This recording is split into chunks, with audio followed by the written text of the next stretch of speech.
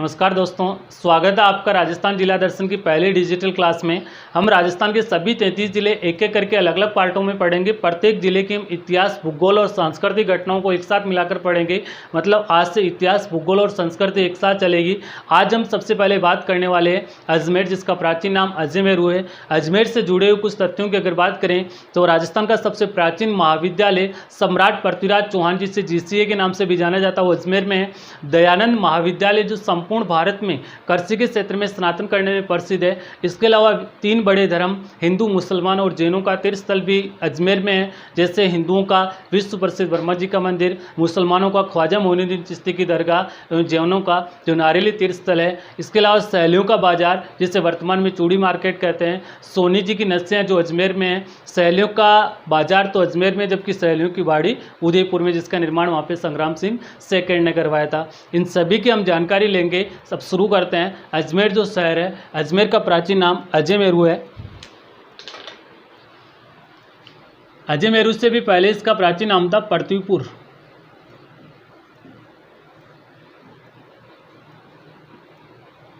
जो पृथ्वीराज चौहान प्रथम ने बसाया था। पृथ्वीराज चौहान तृतीय जो संयोगिता वाला वो अलग है। पृथ्वीपुर की स्थापना पृथ्वीराज चौहान प्रथम ने की थी। बाद में यहाँ का राजा बनता है अजयराज। इस अजयराज ने अपने नाम पर अजयमेरू नगर बसाया। अजयमेरू नगर की स्थापना इसने 1113 में की थी और चौहान वंश की राजधानी इसने अजमेर को बनाया था। हम कह सकते हैं कि अजमेर का प्राचीन नाम अजयमेरू और अजयमेरू का प्राचीन नाम पृथ्वीपुर है, जो पृथ्वीराज चौहान प्रथम ने बसाया। बाद में इसका सही ढंग से अजयराज ने बनवाया था, नाम चेंज करके अजयमेरू नगर रखा, जिसकी स्थापना 1113 में की थी और चौहान वंश की राजधानी इसको बनाया था।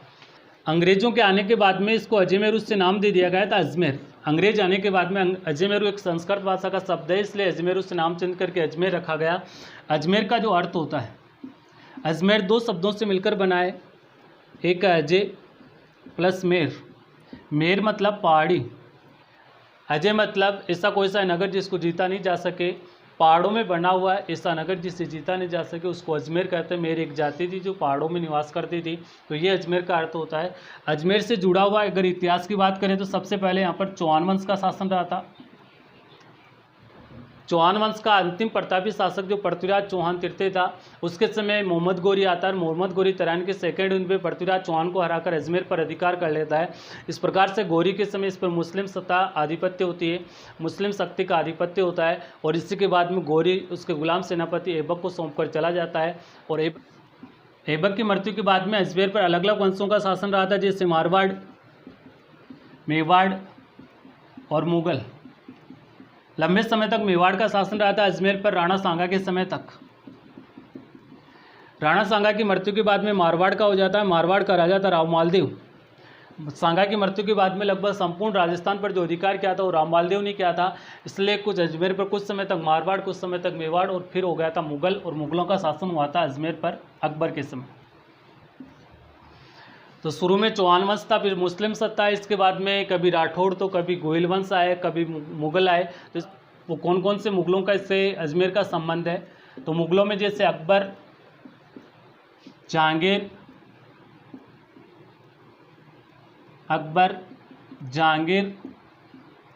शाहजहाँ और औरंगजेब। इन चार मुगल शासकों का अजमेर से संबंध है। अकबर, जहांगीर, शाहजहाँ और औरंगजेब। इन चार मुगल शासकों का अकबर, जहांगीर, शाहजहाँ, औरंगजेब का अजमेर से संबंध है। सबसे पहले बात करें अकबर की। 1562 में अकबर ने पहली बार यात्रा की थी अजमेर दरगाह की। अजमेर दरगाह की यात्रा करने वाला पहला जो मुगल सम्राट था वो अकबर था, 1562 में आया था। उल्लेख मिलता है कि अकबर ने अजमेर की लगभग 5 बार पैदल यात्रा की थी। अकबर ने अजमेर की पहली बार यात्रा 1562 में, इसके बाद में 5 बार यात्रा की थी। सर्वाधिक बार यात्रा करने वाला यही था। अकबर ने अजमेर में अपने नाम पर एक दुर्ग बनाया था, अकबर का किला। अकबर का किला जिसे दौलत खाना भी कहते हैं, और इसे मैगजीन दुर्ग भी कहा जाता है। मैगजीन का अर्थ होता है गोला बारूद। अंग्रेज और मुगल दोनों ने इसका यूज गोला बारूद तोप खाना रखने की यूज किया था, इसलिए इसको मैगजीन दुर्ग कहते हैं।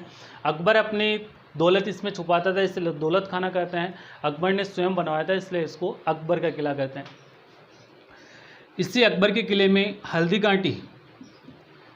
घाटी की युद्ध की जो योजना मानसिंह प्रथम के साथ मिलकर अकबर ने बनाई थी, वो अकबर के किले में बनाई थी। बात करें जहांगीर की कि जहांगीर का अजमेर से क्या संबंध था, तो जहांगीर का बहुत ही ज़्यादा संबंध था अजमेर से। जहांगीर शासनकाल रहता है 1605 से लेकर 27 तक।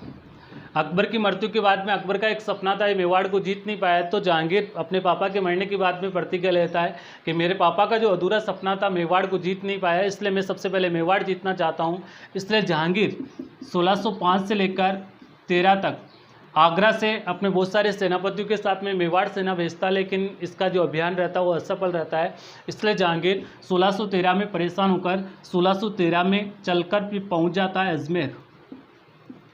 1613 से लेकर 1616 ये अभियान चलाता है मेवाड़ को जीतने का। और ये अजमेर से जहांगीर अपने बेटे शाहजहाँ के नेतृत्व में सेना भेजता है मेवाड़ का इस समय राजा था अमर सिंह, और अमर सिंह का बेटा था करण सिंह। 1613 से लेकर 15 तक शाहजहाँ के नेतृत्व में जहांगीर मेवाड़ सेना भेजता, और मजबूरन अमर सिंह ने 5 फरवरी 1615 को ये अमर सिंह प्रथम शाहजहाँ के साथ में संधि करता है, जिस संधि को नाम दिया गया था मुगल मेवाड़ संधि। और मुगल मेवाड़ संधि अमर सिंह प्रथम और शाहजहाँ के मध्य होती है, लेकिन संधि करने वाला जो राजा था वो जहांगीर था। इसलिए पूछा जाए कि शासनकाल किसका था, जो जहांगीर कहाँ पर था, अजमेर। संधि कब हुई थी, 15 में। संधि के तहत मेवाड़ का पहला राजकुमार जो मुगल दरबार में गया था वो करण सिंह, सभी को पता रहता है, लेकिन कहाँ पर गया था, अजमेर गया था। कब गया था, 1615 में गया था। ध्यान रखना, आगरा नहीं गया था, अजमेर में, क्योंकि इस समय जहांगीर अजमेर में था। इसके अलावा इस अजमेर में इस जहांगीर ने दौलत बाग,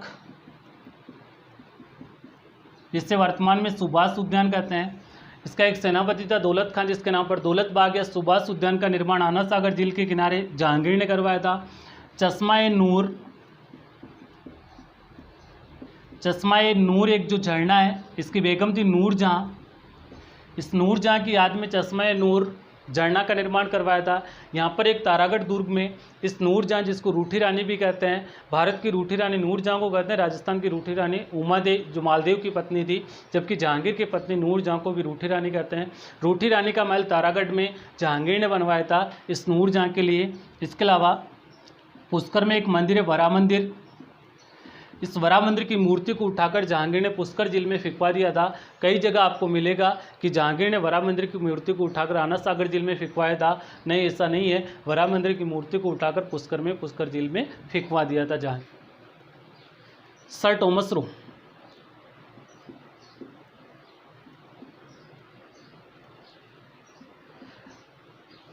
अंग्रेज राजदूत सर टॉमस रो 10 जनवरी